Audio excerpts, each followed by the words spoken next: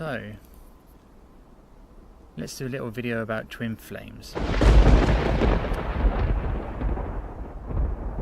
During the spiritual awakening or ascension, descension, whatever you want to call it, there's this phenomena called the twin flame. And basically what it is, or there's so many different stories about it and so many similarities about it, so there's not one thing you can say about it, because everyone has their own unique style to it, but there's so many similarities to it. We'll look out on the field. Share the beautifulness of life.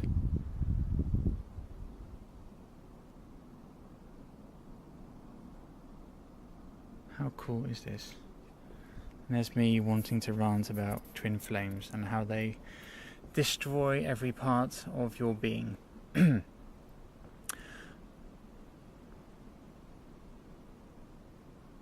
I won't talk too much about what I've read, but more about what I experienced. So I met my twin flame, or a twin flame, because I think it's more to do with an energy than a specific person or a thing, back at the end of 2012. Oh yes, near the shift, the major shift. And what happened, well,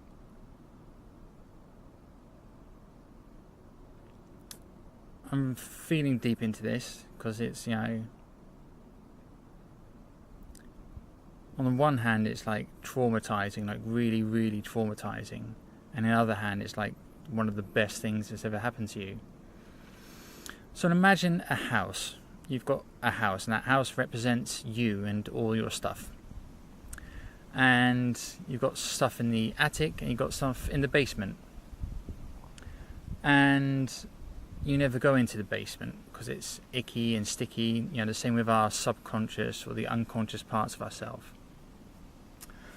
So a good analogy for the twin flame would be that this person, like a SWAT team, barges open your front door, kicks it open, storms into the house, goes straight into the attic, brings all that shit up to the surface. But this is happening on one level of reality. On the other level, which you're more, let's say, experiencing, is tons and tons of bliss, of deep, deep connection. Like you're in contact with someone who is a part of you, like beyond, let's say, a soulmate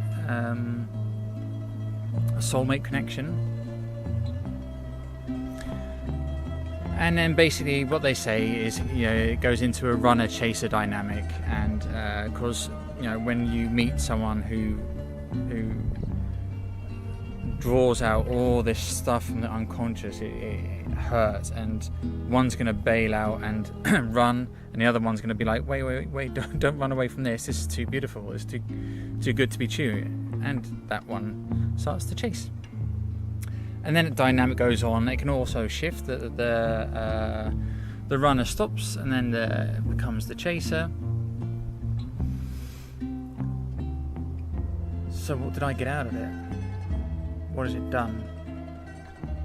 It really fundamentally changes you, and really expedites you, really speeds up the process for you to be more who you're supposed to be. It's like a reminder. It's like, Vincent, this isn't you. You need to wake up. You need to be a better version of yourself. Which on one hand, of course, is an illusion because we're already perfect, blah, blah, blah, that spiritual bullshit we've all heard before. On the other hand, it's like, oh shit, yeah, I know. I fell into some kind of trap, me being poor me, blah, blah, blah, blah, blah. So the twin flame does that.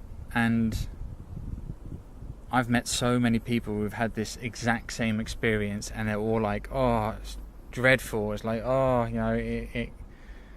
people who, let's say, barely survived it.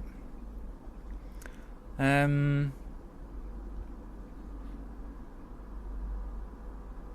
of course, what we do, or what we normally do when we face these kinds of things, is we don't like it, and then we put stuff back in the basement again because it hurts. A lot of hurtful stuff. illusions that get destroyed. You know, you think, oh, this person, I'm going to be with her or him or her for the rest of my life, blah blah blah blah blah, and that goes tits up, and you're destroyed again, in a beautiful way, but still in a very painful one.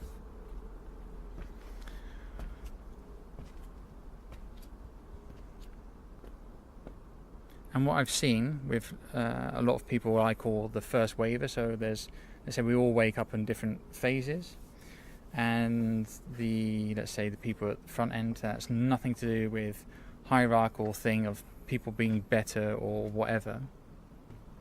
Just another quick view again, because it is beautiful. There's the other camera, wave, say hello.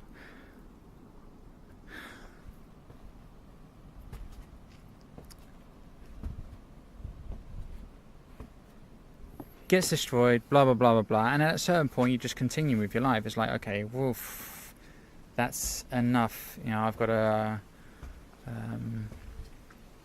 really get back to normal life, or whatever you want to call it, normal frame rate. And what I saw happening with, let's say, first wavers is that, let's say, a second twin flame pops up. You hear all these stories, like, oh yeah, well, good luck on that one.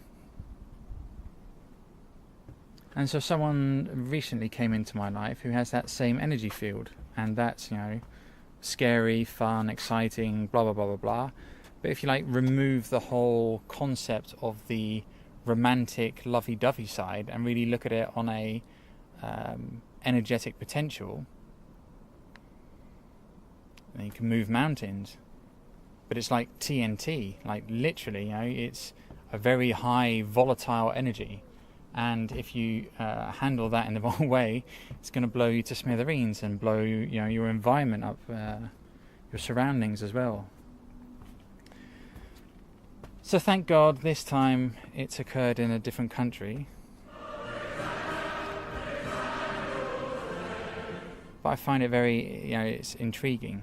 Same with, let's say, for me, shadow stuff and all that I find very interesting as well, because, you know, it rules so much of our beliefs, who we are. You know, it's the missing part of, you know, all this good stuff we all know and love about ourselves. So I see the twin flame as, I wouldn't call it twin flame anymore, because there's so much, you know, let's in the spiritual world, let's call the twin flame the initiation process. The first person, like, you know, woof, lights up that inner flame within your soul. And then when that goes out, then woof, something else can reignite again. Because I don't think I know of any first wavers that are still with their twin flame, or their supposed twin flame. So to round it up, what I would like to say is twin flame is a wonderful, very highly explosive energy. It manifests in the form of the counterpart, which is a very hard, strong, like diamond-shaped mirror of who you are, and reflects the good, the bad, the ugly, like a SWAT team, bangs down your front door, goes into the basement, tears everything to smithereens, drama, blood, tears, the whole shabam. And just like a hurricane, it passes and you're left with the debris, which is a good thing, because, you know, a lot of things were built on the wrong fundaments, and that twin flame energy had its way with your flawed fundaments. Which also pops to mind, why on earth in hurricane places in America do they build wooden houses? Gets me. Yeah,